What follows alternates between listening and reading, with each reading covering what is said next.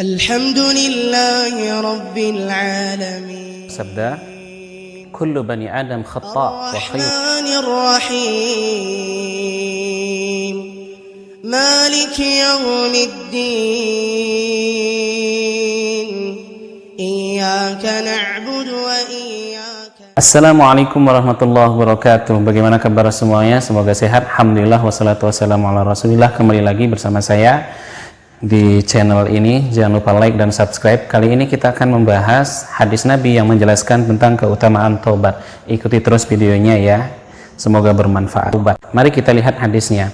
Nabi Shallallahu Alaihi Wasallam bersabda, kullu bani Adam khata' wa khairul khata'in at-tawwabun. Hadis riwayat At-Tirmidzi dan Ibnu Majah. Artinya apa? Setiap anak Adam itu pasti berbuat salah, berpotensi untuk salah, dan sebaik-baik orang yang berbuat salah yaitu orang-orang yang senantiasa taubat kembali kepada Allah Subhanahu wa Ta'ala. Apa artinya taubat? Coba kita lihat dari kata taba yatubu, artinya kembali patuh taat kepada Allah Subhanahu wa Ta'ala. Allah Subhanahu wa Ta'ala memerintahkan kepada kita untuk senantiasa bertaubat kepada Allah Subhanahu wa Ta'ala. Ya ayyuhalladzina amanu tubu ilallahi taubatan nasuha. Wahai orang yang beriman, taubatlah kepada Allah Subhanahu wa Ta'ala dengan sebenar-benarnya taubat. Agar taubat itu diterima, kita akan lihat apa sih syarat-syarat agar Allah Subhanahu wa Ta'ala menerima taubat kita. Yang pertama yaitu al-iqla'. Apa itu al-iqla'? Yaitu berhenti dari perbuatan dosa-dosa. Yang pertama yaitu berhenti, seperti ketika orang yang pacaran, ya udah taubatnya yang pertama putus, berhenti. Kemudian yang kedua yaitu an-nadamu. Apa itu an-nadamu? Menyesal dari dalam hati telah melakukan kesalahan. Kalau kalian pelajari, kalau kita lihat misalnya Nabi Adam dan Iblis, Adam dan Iblis pada awalnya itu sama-sama berbuat salah. Iblis kesalahannya itu besar, durhaka, sombong, angkuh, yang membuat dia tidak mau taat pada Allah. Nabi Adam itu juga berbuat salah, yaitu mendekati pohon yang terlarang. Apa bedanya kesalahan Adam dan Iblis? Kesalahannya Iblis tidak disertai dengan rasa bersalah, tidak disertai dengan penyesalan. Sebagaimana syarat taubat diterima itu harus ada penyesalan. Nah, kesalahannya Adam, Nabi Adam itu disertai dengan rasa bersalah dan perasaan menyesal. Siapa di antara dua makhluknya yang bersalah ini yang Allah berikan maaf? Nabi Adam. Iblis kenapa tidak diberikan maaf? Karena dia tidak mau mengakui kesalahannya, tidak ada rasa penyesalan dari dalam hatinya itu. Karena itu dia tidak diterima taubatnya. Demikian pula pelajaran bagi kita, setiap orang yang bersalah itu akan diterima maafnya oleh Allah kalau berhenti. Kemudian yang kedua, an-nadamu, menyesal, tidak akan pernah mengulangi lagi. Kemudian syarat yang ketiga agar Allah Subhanahu wa Ta'ala menerima taubat kita yaitu al-azmu. Apa itu al-azmu? Tekad, motivasi yang kuat dari dalam hati untuk tidak mengulangi kesalahan yang sama yang kemarin diperbuat. Ya, al-azmu, harus ada tekad dari dalam hati untuk berhenti. Keutamaan taubat, ada beberapa keutamaan taubat itu. Yang pertama, taubat itu menghapuskan dosa-dosa sebelumnya. Allah Subhanahu wa Ta'ala menghapus kesalahan seseorang satu dengan cara taubat. Nabi Shallallahu Alaihi Wasallam bersabda, silakan lihat hadisnya, at-taibu minaz zambi kaman la dzanba lahu. Artinya, seseorang yang bertaubat dari dosa, dari kesalahan, seolah-olah ia tidak memiliki dosa, disebabkan karena Allah Subhanahu wa Ta'ala memberikan ampunan kepadanya. Kemudian yang kedua, Allah Subhanahu wa Ta'ala ganti kejelekannya itu dengan kebaikan. Kejelekan dan dosa-dosa yang sebelumnya ia lakukan itu Allah hapuskan dan Allah gantikan dengan kebaikan. Sebagaimana firman Allah Subhanahu wa Ta'ala dalam surat Al-Furqan ayat 70, Allah Subhanahu wa Ta'ala berfirman, illa man taba wa amana wa amila amalan saliha fa ulaika yubaddilullahu sayyi'atihim hasanat. Kecuali orang yang taubat kembali kepada Allah, diiringi taubatnya itu, penyesalannya itu dengan beriman kepada Allah Subhanahu wa Ta'ala, kemudian melakukan amal saleh, maka mereka itulah orang-orang yang nanti Allah Subhanahu wa Ta'ala akan ganti keburukan-keburukannya itu dengan kebaikan.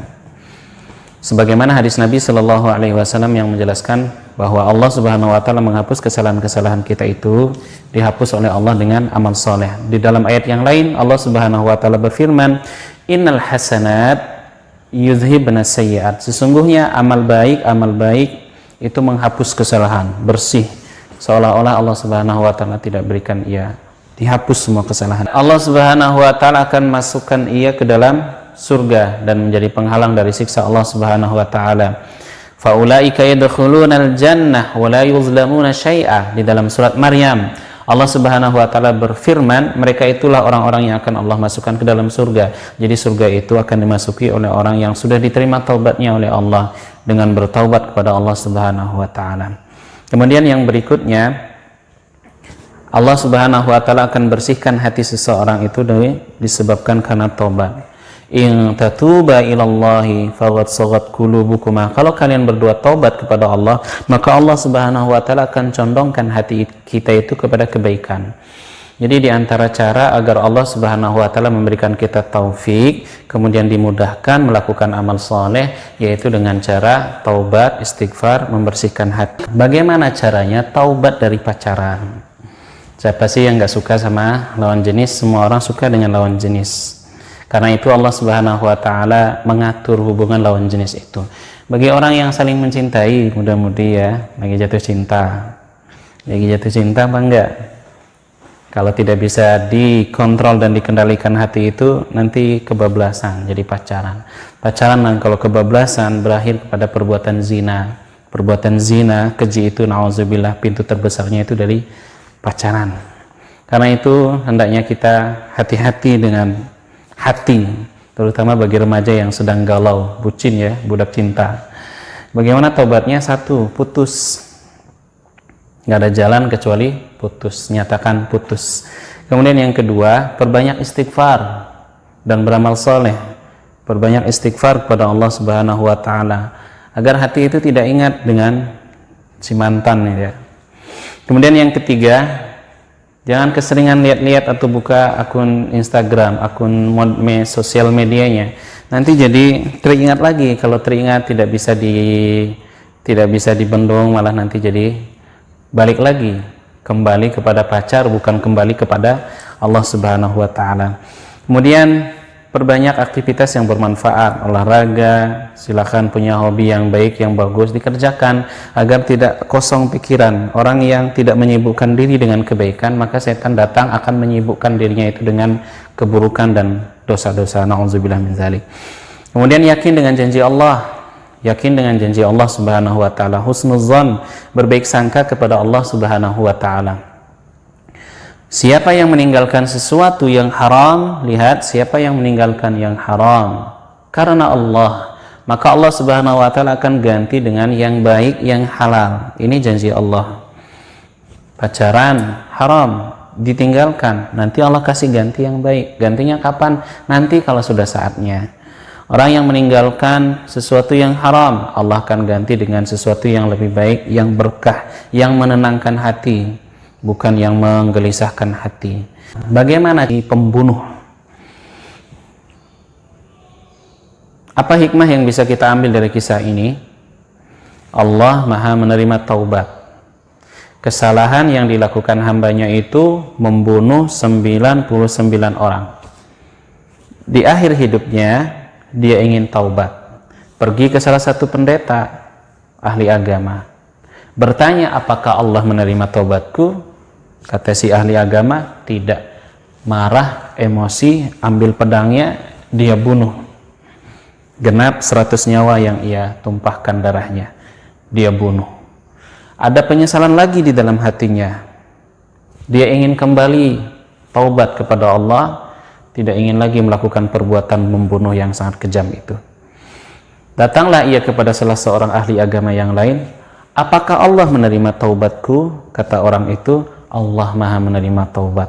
Taubatlah kamu kepada Allah, tinggalkan kampung yang buruk itu, kamu pergi ke kampung yang di situ kamu akan bertemu dengan orang-orang baik, lingkungan yang baik, hijrah ke lingkungan yang baik, sehingga kamu tidak akan melakukan perbuatan-perbuatan dosa tadi yang membunuh. Berjalanlah ia menuju kampung itu, di tengah perjalanan meninggal. Dua malaikat berdebat. Malaikat rahmat ingin membawa dia kepada ampunan Allah. Malaikat azab, orang ini sudah banyak melakukan dosa, hingga akhirnya datang malaikat yang lain menghakimi mana yang lebih dekat jaraknya, kebaikan atau keburukan. Yang lebih dekat jaraknya itu kampung yang baik, maka Allah Subhanahu wa taala menerima taubatnya. Di sini kita belajar bahwa Allah Subhanahu wa taala itu Maha menerima taubat. Beda dengan kita manusia. Kalau manusia, kesalahan yang ia buat kepada Allah itu misalnya 10 atau 100, kemudian dia menyesal dan taubat, maka 100 kesalahannya itu Allah hapus. Allah mengingat kebaikan-kebaikannya yang sekarang dia udah berubah. Beda dengan kita manusia, beda dengan orang lain yang kita percayai. Ya, kita melakukan 100 kebaikan atau melakukan 10 kebaikan.